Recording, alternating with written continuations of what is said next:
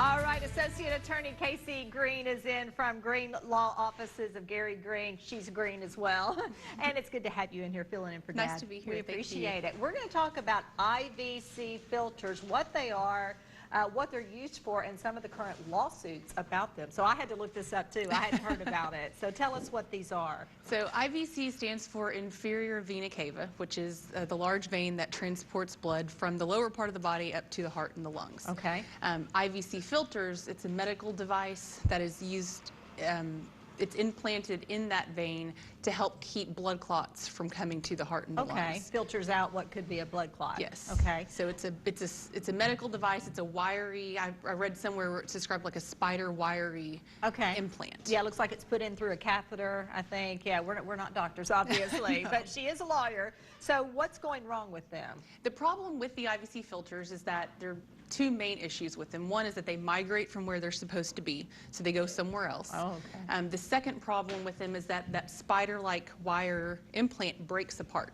And you can just imagine if that's in a vein, it can cause all sorts of problems. Okay. So that's it's really catastrophic for people who have these implanted, and so there are lawsuits against the manufacturer for these problems. Okay, and you were just kind of making that significance that it's against the manufacturer, not necessarily the doctors who are putting those in. So what are people in these lawsuits saying? I mean, what kind of, have they had injuries or sicknesses? They have had major injuries. There are two different kinds of lawsuits going on, multi-district litigation and class actions.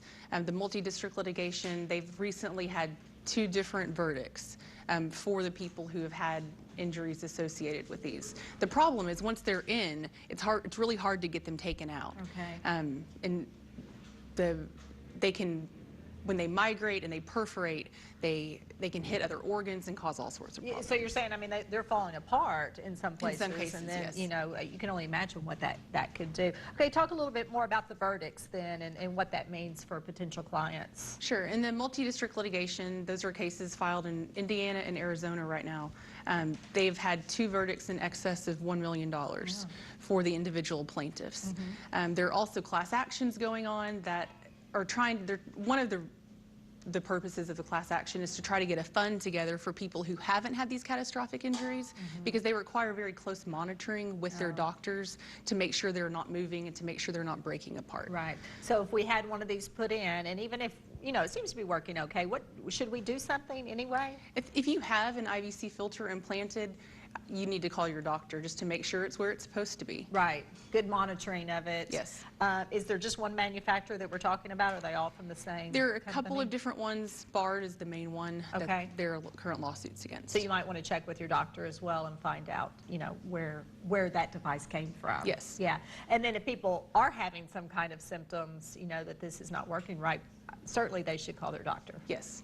And then when would you then go from your doctor to an attorney like yourself? We're happy to answer questions at any time. We're taking cases for people who have had injuries and people who just have one implanted and are concerned and anxious about what that might happen later on. Okay, IVC. Tell us again what that stands for. Inferior vena cava. Yeah, the first word was inferior, but that's part of the medical lingo of the filter. But yeah, if this is something you have or you think you maybe have had implanted, call your doctor and find out more about it so that you can get all the information. That's what people really need is the information on what to do. Thank you, Kayce. We appreciate you coming in. We want to remind you, of course, about the law offices of Gary Green. The number right there, toll free as well. If you live outside of the Little Rock area, give them a call and they can help you with this or any legal advice that you need. They can steer you in the right direction. We appreciate you. Thank you. Okay, back in a moment. The folks from Keep Arkansas Beautiful are here to share